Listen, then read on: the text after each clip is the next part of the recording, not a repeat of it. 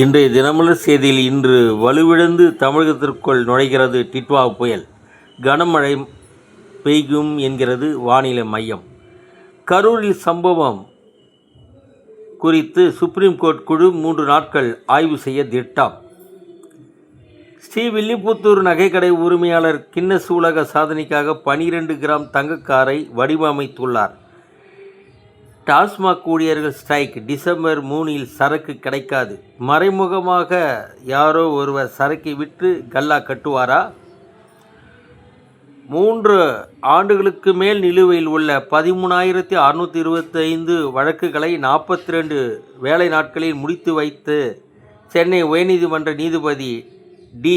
பரத சக்கரவர்த்தி அவர்கள் சாதனை படைத்துள்ளார்.